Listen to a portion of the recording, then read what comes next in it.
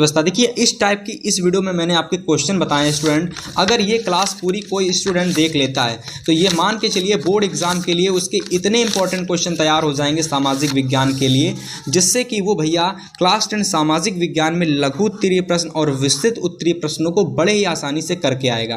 क्योंकि 16 + 24 नंबर के प्रश्न आते हैं और अगर आपको 70 में 70 नंबर लाने हैं तो भाई आप लोगों को वो सभी इंपॉर्टेंट क्वेश्चन तैयार करने होंगे जो बोर्ड एग्जाम में पूछे जाते हैं। So hello everyone, this Jitesh भैया, स्वागत है आप सभी लोगों का F24 क्लासेस की एक धमाकेदार क्लास में।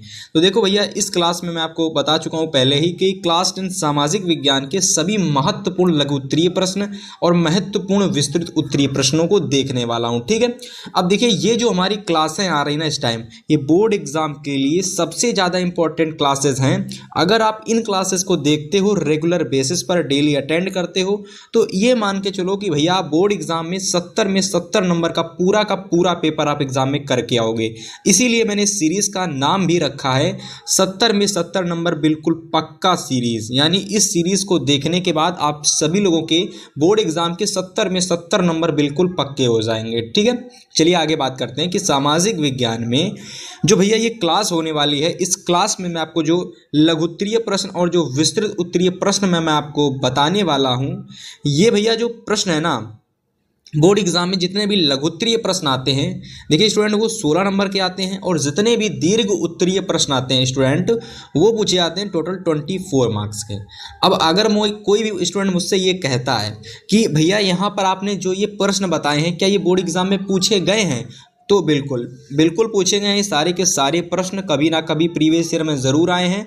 तो इसी वजह से मैंने यहाँ लिख भी रखा है कि 2017 से लगाकर 2024 तक ये प्रश्न पूछे गए हैं। ठीक है, कभी ना कभी ये प्रश्न पूछे ज़रूर गए हैं। ठीक है, इस वन शॉट को अगर आपने पूरा देख लिया तो भैया आप लोगों के 40 नंबर बिल्कुल क्लियर होने वाले हैं। ठीक है, तो चलिए स्टार्ट करते हैं। सबसे पहले हम लोग देखने वाले हैं मोस्ट इम्पॉर्टेंट लघु उत्तरीय प्रश्न। जितने भी इंपॉर्टेंट लघु उत्तरीय प्रश्न हैं सबसे पहले उनको देखेंगे, और अगर आपने लघु उत्तरीय प्रश्नों को देख लिया तो यहाँ से आप लोग मान के चलिए कि आप लोगों के 16 नंबर बिल्कुल क्लियर हो जाएंगे। ठीक, तो चलिए सबसे पहला प्रश्न आप लोग देख सकते हो जो कि बहुत ज़्यादा इंपॉर्टेंट है। और एक चीज़ मैं और बता देता हूँ आप लोगों को कि जो भी ये आप लोगों के प्रश्न हैं, है ना, शॉर्ट वाले यानी लघु उत्तरीय वाले, ये 4 नंबर के आते हैं। एक क्वेश्चन मतलब मेरे भाई यहाँ पर एक प्रश्न जो है वो 4 नंबर का पूछा जाता है। यानी अगर आपने इस टाइप के प्रश्नों को तैयार कर लिया तो 4 नंबर वाले आपके सारे के सारे प्रश्न तैयार हो जाएंगे। ठीक है, तो चलिए स्टार्ट करते हैं सबसे पहले प्रश्न से। पहला प्रश्न हम लोगों का क्या होने वाला है, तो पहला प्रश्न हम लोगों का होने वाला है कि प्रथम विश्व युद्ध, पहला प्रश्न होने वाला है कि प्रथम विश्व युद्ध के किन्हीं 3 परिणाम का उल्लेख कीजिए। तो प्रथम विश्व युद्ध जब हुआ था, ठीक है, तो उसके 3 परिणामों का आप लोगों को उल्लेख करना है। इसका आंसर कैसे लिखोगे वो मैं आपको अभी बताऊंगा। और वीडियो को स्टार्ट करने से पहले मैं आपको बता देता हूं, यानी आंसर को बताने से पहले मैं आपको बता देता हूं कि अगर आप लोगों को इसका PDF चाहिए है, यदि आपको इसका PDF चाहिए है तो इस बार मैंने इसका लिंक बिल्कुल डिस्क्रिप्शन में डाल रखा है। अब ये मत कहना कमेंट करके कि मैंने नहीं डाला है, मैंने इस बार डाल रखा है डिस्क्रिप्शन में पहले से ही लिंक। और मैंने बता दिया था यहाँ पर स्टाफ मैनेजर से कि भैया जो लिंक है उसको आप इसके डिस्क्रिप्शन में डाल दीजिएगा, और उन्होंने डाल दिया होगा। ठीक है, तो लिंक आपको डिस्क्रिप्शन में मिल जाएगा। इसके लिए थोड़ा सा अमाउंट आपको पे करना होता है, जैसा कि मैं हर बार बताता हूँ, बहुत कम अमाउंट होता है, जिससे कि आप लोग जितनी मेरे हैंड में उंगली दिख रही है ना, इतना अमाउंट आपको केवल पे करना रहता है। और वो भी ये जो चैरिटी के हिसाब से आप समझ सकते हो कि आपको चैरिटी में चले जाते हैं जो भी आप अमाउंट पे करते हो।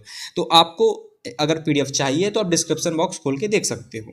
फिलहाल इस क्वेश्चन के आंसर की बात करते हैं। चलिए, तो सबसे पहली हेडिंग लगाओगे डियर स्टूडेंट, प्रथम विश्व युद्ध के परिणाम। सबसे पहली हेडिंग आप लगाओगे प्रथम विश्व युद्ध के परिणाम, और उसमें क्या लिखोगे, तो सबसे पहले लिखना प्रारंभ करोगे आप लोग कि प्रथम विश्व युद्ध की घटना ने यूरोप को ही नहीं बल्कि संपूर्ण विश्व की आर्थिक,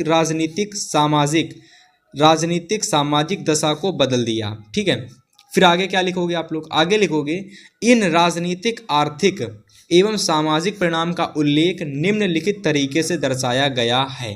ठीक है, चलिए आगे किस तरीके से, देखिए आपको प्रश्न और ऐसे लिखना है, हेडिंग वगैरह अच्छे से एकदम डाल के। सबसे पहली हेडिंग आपकी ये पड़ेगी, सबसे पहली हेडिंग लगेगी राजनीतिक परिणाम, और राजनीतिक परिणाम में देखिए स्टूडेंट आपको क्या लिखना पड़ेगा, तो आप लोग यहाँ लिखोगे कि राष्ट्रीय एवं अंतर्राष्ट्रीय राजनीति विश्व युद्ध का अनेक तरीकों से प्रभाव पड़ता है। यानी राष्ट्रीय और अंतर्राष्ट्रीय राजनीति का लिख लीजिए यहाँ पर, राजनीति का विश्व युद्ध पर अनेक तरीके से प्रभाव पड़ा, जहां राजनीतिक परिणामों ने संपूर्ण विश्व की व्यवस्था को ही बदल दिया। इन परिणामों में राजतंत्र सरकारों का पतन, जनतंत्र भावना का विकास, ठीक है, और आगे देखिए राष्ट्रीयता की भावना का विकास और अंतर्राष्ट्रीयता की भावना का विकास और ठीक है, अधिनायकवाद लिखा हुआ, ठीक है, अधिनायकवाद का उदय, अमेरिका का उदय और अमेरिका का उत्कर्ष, जापान का उत्कर्ष, कॉमा लगा लो, जापान का उत्कर्ष, ये सभी चीज़ें शामिल हैं। तो सबसे पहले राजनीतिक परिणाम में क्या क्या आप लोगों को पढ़ना है, तो ये सारी चीज़ें आपको राजनीतिक परिणाम में माय डियर स्टूडेंट लिखनी है, ठीक है। उम्मीद करते हैं आप लोगों को इतनी चीज़ समझ में आ गई होगी कि आपको राजनीतिक परिणाम में, प्रथम विश्व युद्ध के परिणामों में आपको राजनीतिक परिणाम में क्या लिखना है, तो आपको ये लिखना है, ठीक। चलिए इसके बाद आप नेक्स्ट हेडिंग लगाओगे आर्थिक परिणाम।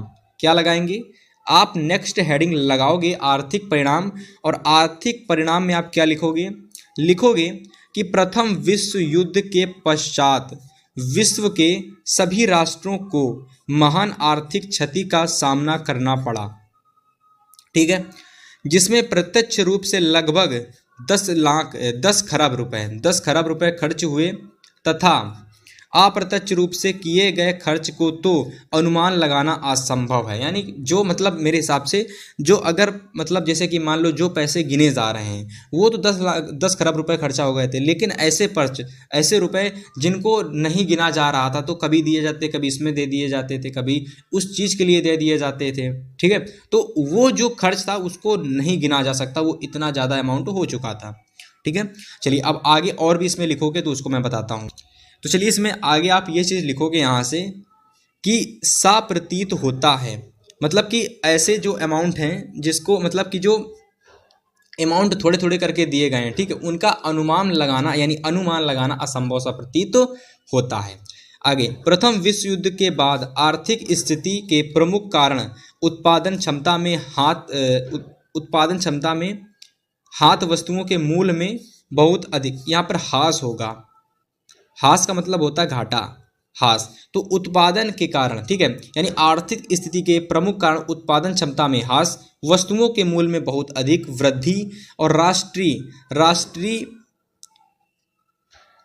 ऋण भर जनता पर, राष्ट्रीय ऋण पर जनता पर विभिन्न करों का भार व बेरोजगारी जैसी समस्याएं उत्पन्न हो चुकी थीं, ठीक है। राष्ट्रीय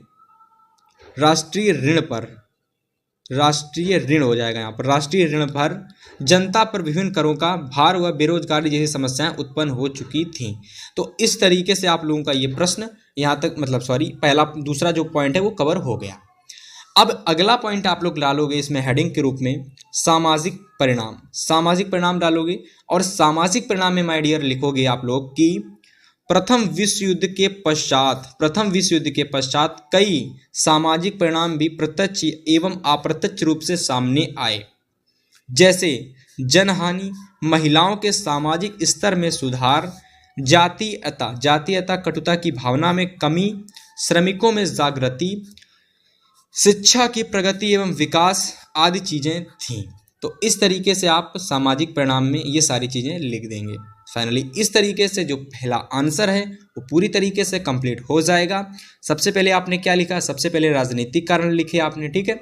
सेकंड नंबर पर आपने आर्थिक कारण लिखे एंड थर्ड नंबर पर आपने सामाजिक कारण लिख करके इस पूरे के पूरे क्वेश्चन के आंसर को कंप्लीट कर दिया। अब चलिए अगला प्रश्न आप लोग डालोगे, गुटनबर्ग कौन था? ये प्रश्न बहुत ज़्यादा इंपॉर्टेंट है 2025 के बोर्ड एग्जाम के लिए। पहले से ही बता देता हूं, जो प्रश्न एग्जाम के लिए इंपॉर्टेंट हैं उनको तो आप बिल्कुल भी छोड़ करके नहीं जाएंगे, ठीक है।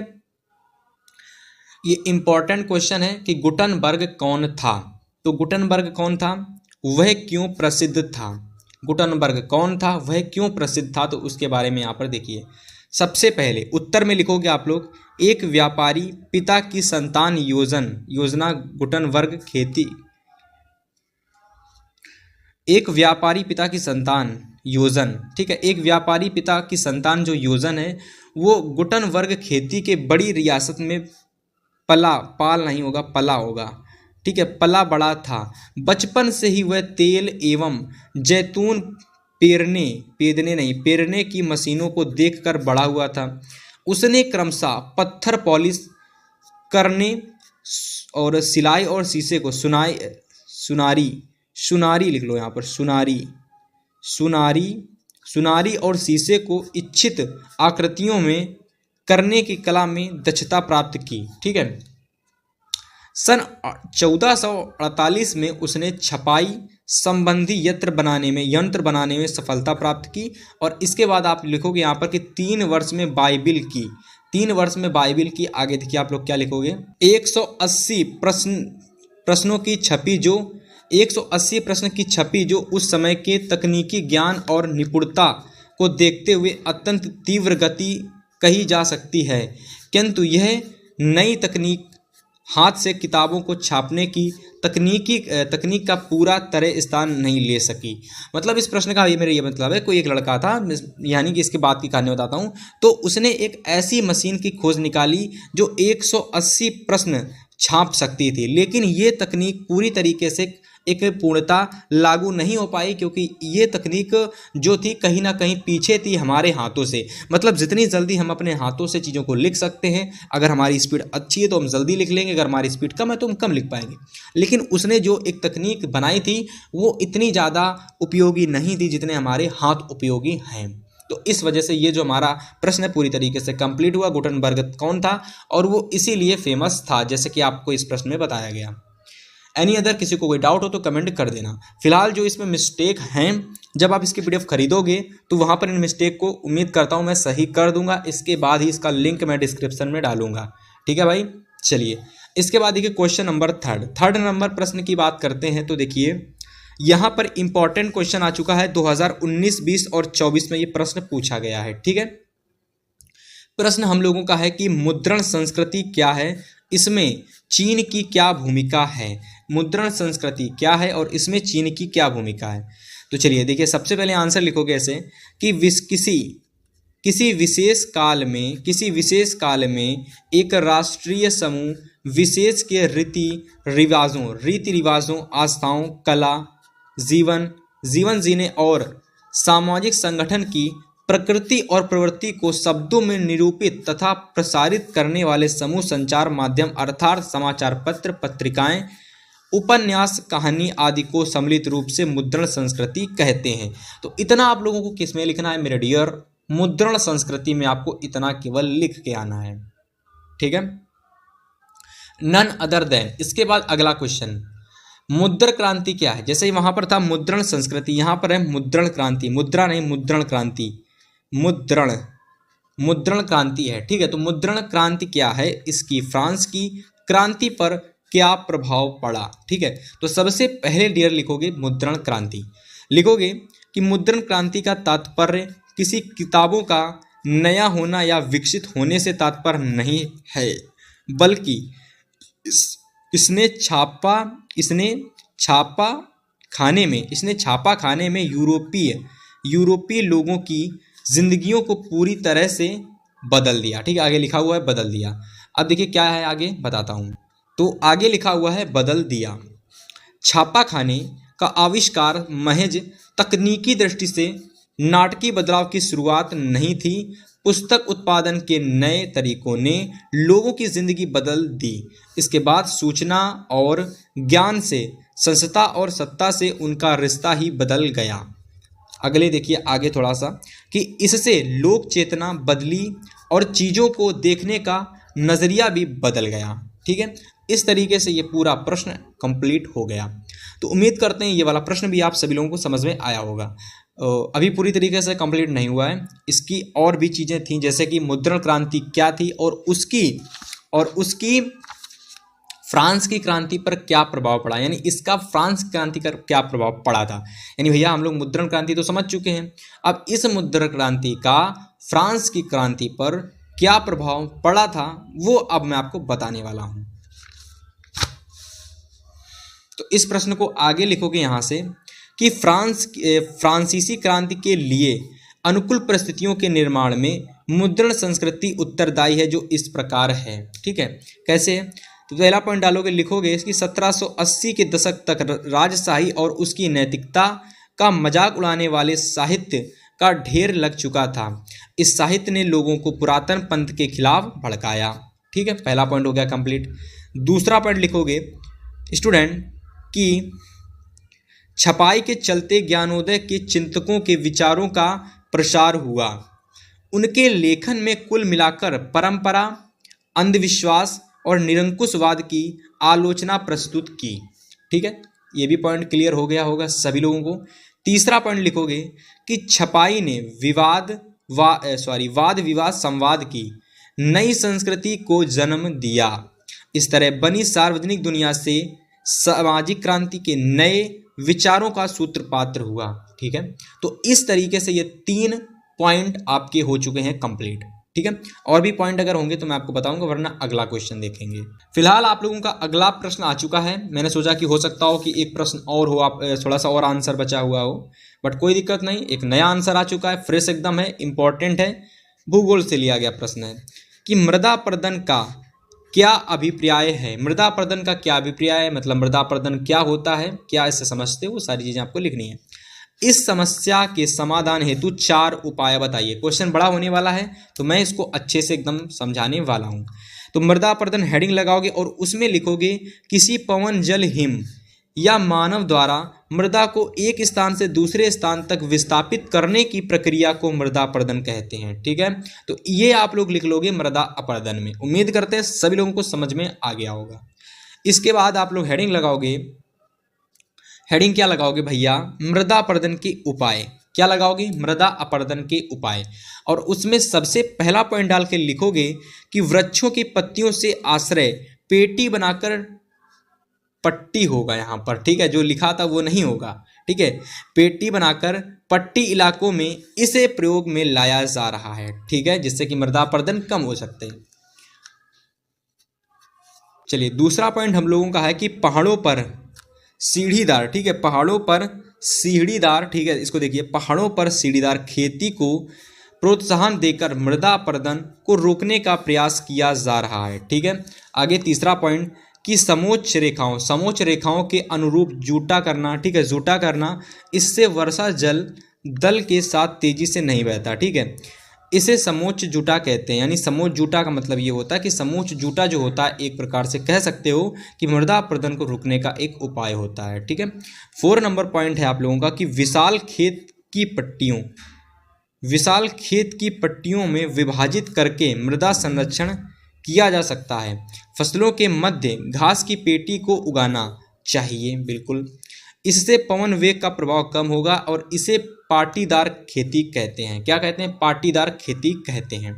तो इस तरीके से आप लोग कुछ पॉइंट लिख लोगे जिससे कि मृदा अपरदन कम हो सके। एंड यहाँ पर जो क्वेश्चन है उसको भी आंसर के तहत आप लोग अच्छे से एकदम नोट कर लेंगे।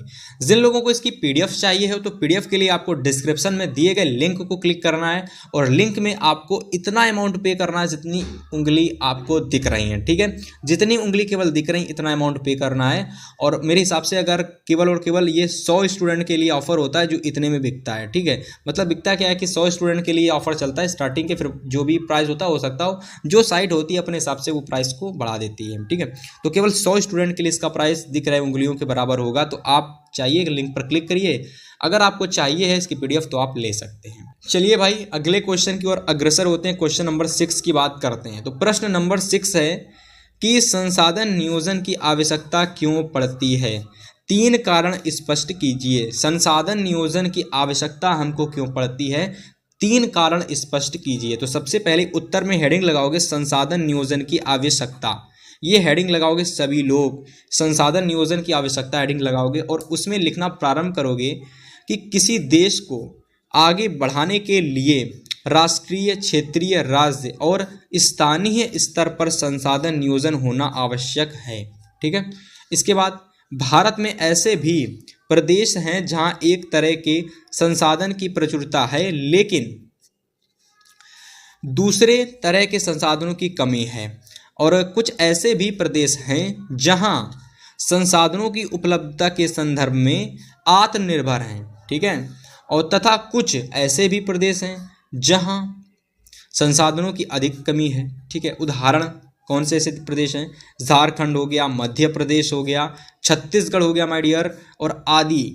प्रति में खनिजों, कोयलों के प्रचुर भंडार हैं, और अरुणाचल प्रदेश में जल संसाधन प्रचुर मात्रा में पाए जाते हैं, परंतु मूल विकास की कमी है।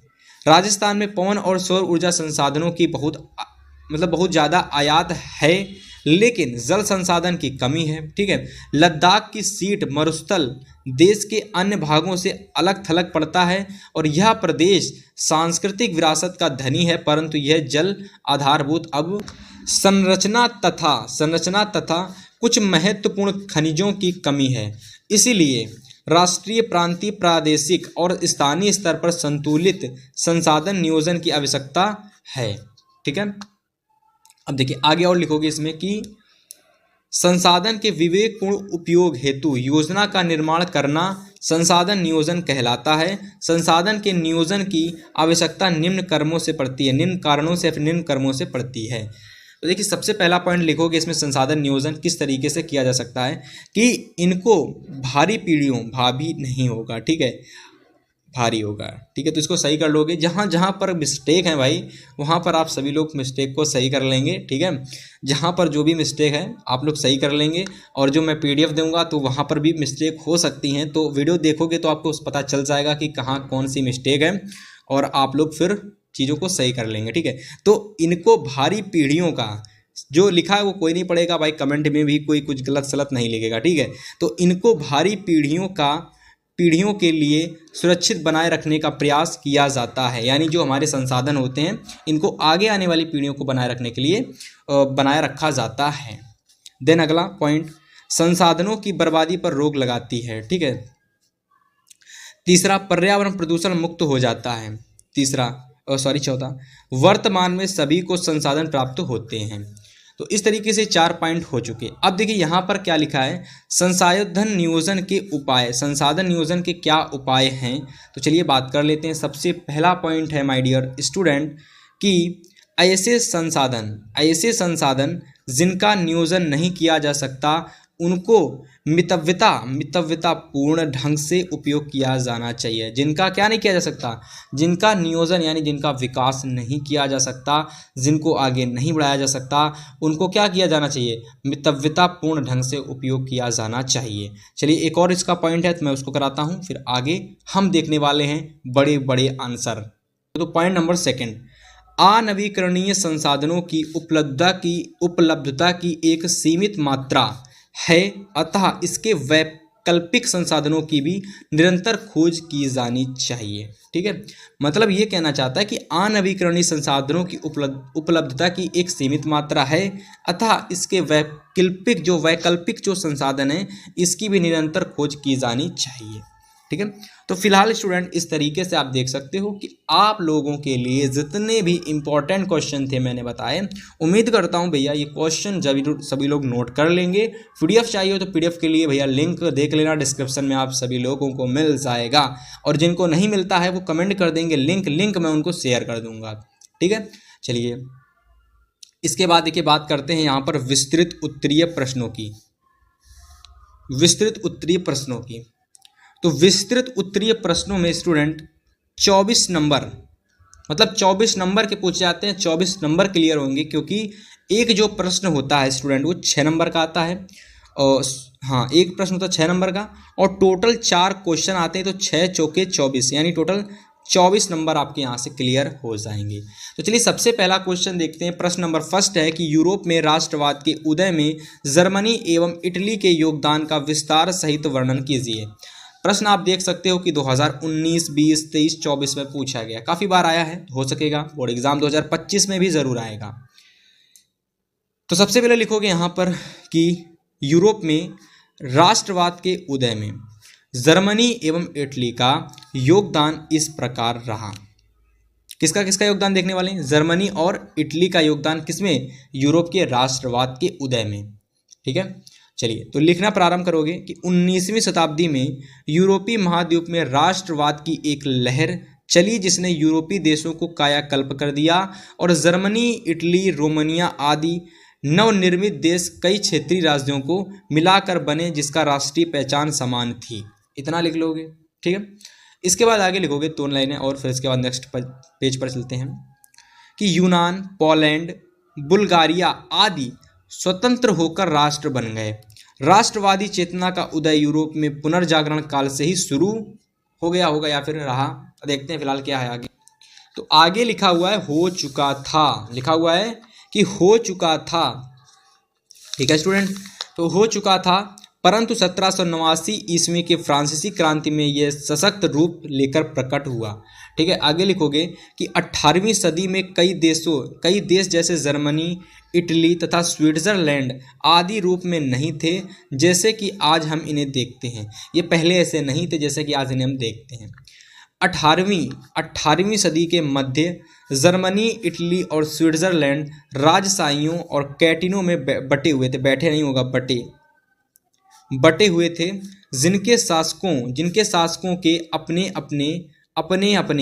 अपने क्षेत्र थे और इस प्रकार पूर्वी और मध्य यूरोप निरंकुश राजतंत्र के अधीन थे और इन क्षेत्रों में तरह तरह के लोग रहते थे और यह लोग अपने आप को किसी सामूहिक पहचान या किसी समान संस्कृति का भागीदार नहीं मानते थे, ठीक है। स्टूडेंट इतना आपको लिखना है इसमें, ठीक है। मतलब स्टार्टिंग कुछ चीज़ें इतनी लिखनी है, पेपर तो क्वेश्चन तो काफ़ी बड़ा है, लेकिन सबसे पहले आपको इतना लिखना है, ठीक है।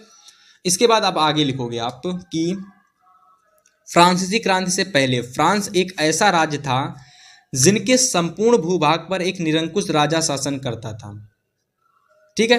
फ्रांसीसी क्रांति के लोगों ने राजनीति को प्रवेश से बाहर कर उसे अखबारों, सड़कों और सर्व साधारण की वस्तु बना दिया और 19वीं शताब्दी तक आते आते परिणाम युगांतकारी सिद्ध हुए और 1804 ईस्वी में लागू हुई नेपोलियन संहिता ने जन्म पर आधारित विशेषाधिकार को समाप्त कर दिया और इसने न केवल न्याय के समाज समानता स्थापित की, तो न केवल समाज समानता स्थापित की बल्कि संपत्ति के आधार को भी सुरक्षित किया, ठीक है।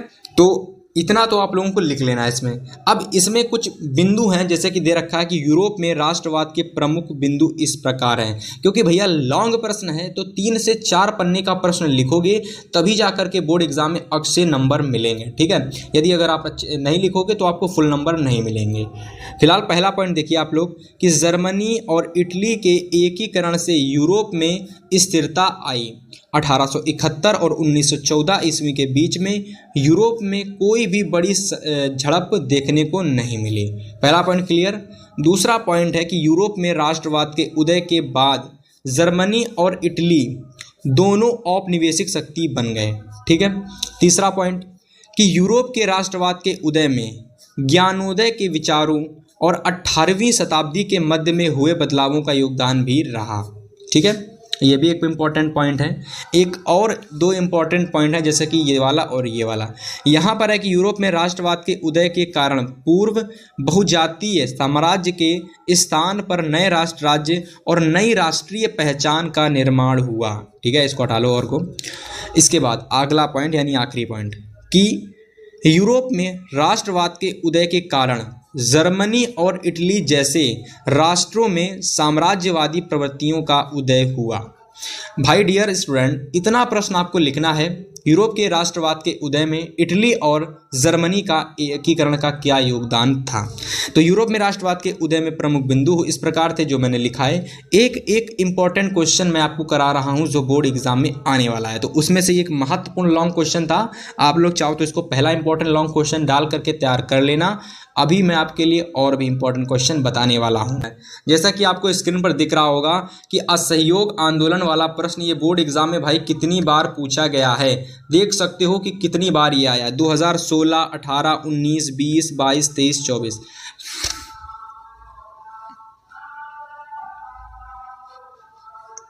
यानी लगातार ये बोर्ड एग्जाम में पूछा जा रहा है। क्वेश्चन है कि असहयोग आंदोलन कब चलाया गया था और इस आंदोलन के किन्हीं 2 कर्मों का नहीं होगा, 2 कारणों का विवेचना कीजिए। 2 कारणों की विवेचना कीजिए। अथवा में ऐसे भी प्रश्न आ सकता है एग्जाम में कि महात्मा गांधी द्वारा चलाया गया असहयोग आंदोलन का क्या अर्थ है, इसके कारण क्या थे। ठीक है, या फिर ऐसे भी पूछा जा सकता है क्वेश्चन की अथवा करके कि असहयोग आंदोलन क्यों प्रारंभ किया गया। आंदोलनकारियों के 4 प्रमुख कार्य लिखिए। ठीक है, तो आंसर में कैसे लिखोगे स्टूडेंट, देखो सबसे पहले ऐसे लिखोगे आप लोग बेस्ट तरीके से एकदम कि असहयोग आंदोलन और महात्मा गांधी के बीच गहरा रिश्ता था। इस आंदोलन के पीछे यही व्यक्ति मुख्य ताकत था और मार्च 1902 में अहिंसक असहयोग आंदोलन के सिद्धांत की घोषणा करते हुए इस व्यक्ति ने एक घोषणा पत्र जारी किया था और इस घोषणा पत्र के माध्यम से गांधी की सोच यह थी कि पहला पॉइंट, लोग बुनाई और कताई सहित स्वदेशी आदतें अपनाते हैं। दूसरा, लोग स्वदेशी सिद्धांतों को अपनाएं। तीसरा, समाज में अस्पृश्यता उन्मूलन हेतु कार्य। ठीक है, तो ये 3 चीज़ें इन्होंने बताई असहयोग आंदोलन से संबंधित। एंड और भी इसमें कुछ इंपॉर्टेंट चीज़ें हैं जो आपको लिखनी है, तभी आपको पूरे के पूरे एग्जामिनर नंबर देगा। तो क्या आपको लिखना है, चलिए बात करते हैं। तो चलिए आगे आपको इसमें लिखना है कि इस आंदोलन ने एक महत्वपूर्ण स्थान प्राप्त किया क्योंकि इसके नेता द्वारा आंदोलन के सिद्धांतों को समझाने के लिए पूरे देश में मार्च किया गया था। पूरे देश में ये क्या लिखा हुआ है, पूरे देश में चर्चा किया गया था और इस आंदोलन के पीछे का उद्देश्य स्वदेशी सामग्री को स्वीकार करना था। ठीक है, तो इस तरीके से आपको इसमें असहयोग आंदोलन में लिखना है। एंड अब आपको यहाँ पर हेडिंग लगानी है असहयोग आंदोलन प्रारंभ होने के सबसे प्रमुख कारण। तो सबसे प्रमुख कारण में थे, सबसे पहला कारण देखो क्या लिखोगे आप लोग कि यहाँ लिखोगे कि होम रूल आंदोलन जैसे कई कारणों ने असहयोग आंदोलन के लिए मंच तैयार किया। ठीक है, इसके बाद सेकेंड पॉइंट बना करके आप लिखोगे कि खिलाफत आंदोलन इस आंदोलन का एक और कारण था। प्रथम विश्व युद्ध के कारण आर्थिक संकट था और यह इस आंदोलन के पीछे एक और कारण था। ठीक है, तीसरा पॉइंट बनाकर लिखोगे कि जलियांवाला बाग हत्याकांड और रॉलेट एक्ट भी इस आंदोलन के पीछे कारण थे। फिर लास्ट में आप एक लाइन और लिखोगे कि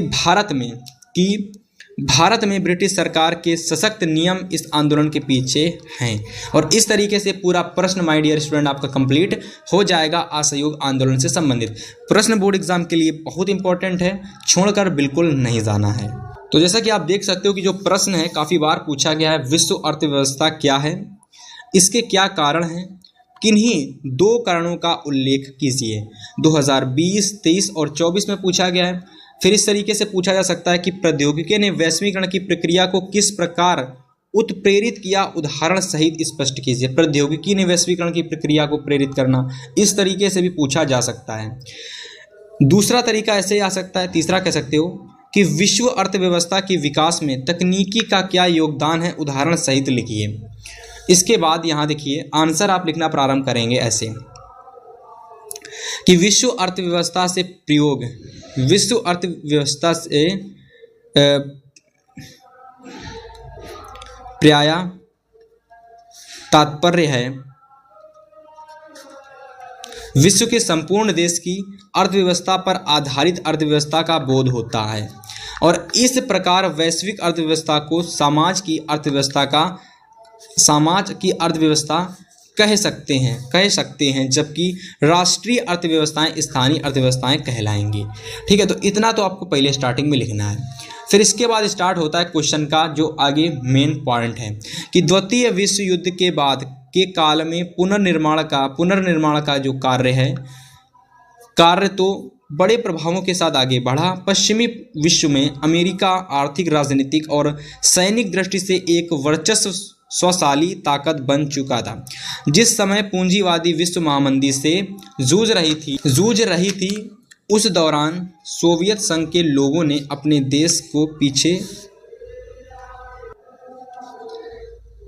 देश के एक पिछड़े घटिया देश की जगह एक विश्व शक्ति की हैसियत से ला खड़ा किया था। ठीक है, और 70 के दशक के अंतिम वर्षों से बहुराष्ट्रीय कंपनियां भी एशिया के ऐसे देश में उत्पादन केंद्रित करने लगीं जहां वेतन कम थे। चीन जैसे देशों में वेतन तुलनात्मक रूप से कम थे और फलस्वरूप विश्व बाजारों पर अपना प्रभुत्व कायम करने के लिए प्रतिस्पर्धा कर रही विदेशी वह राष्ट्रीय कंपनियों ने वहां जमकर निवेश करना आरंभ कह सकते हो आप लोग, प्रारंभ भी कह सकते हो, तो आरंभ कर दिया। ठीक है, इसके बाद आगे आप लिखोगे इसमें कि विश्व अर्थव्यवस्था के कारण रेलवे, भाप के जहाज, टेलीग्राफ ये सब तकनीकी बदलाव बहुत महत्वपूर्ण रहे।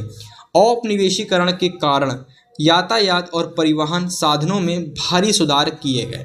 ठीक है, और लिखोगे आगे कि तेज चलने वाली रेलगाड़ियाँ जिन्हें ट्रेन कहते हैं बनी, बोगियां का भार कम किया गया, जलपोतों का आकार बड़ा किया गया जिसमें किसी भी उत्पाद की खेतों से दूर के बाजारों में कम लागत पर अधिक सरलता से पहुंचाया जा सके।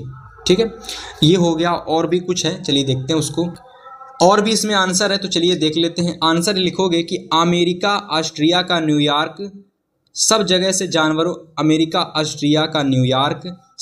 से जानवरों की बजाय उनका मांस यूरोप भेजा जाने लगा और इससे न केवल समुद्री यात्रा में आने वाला खर्च कम हो गया बल्कि यूरोप में मांस के दाम भी गिर गए।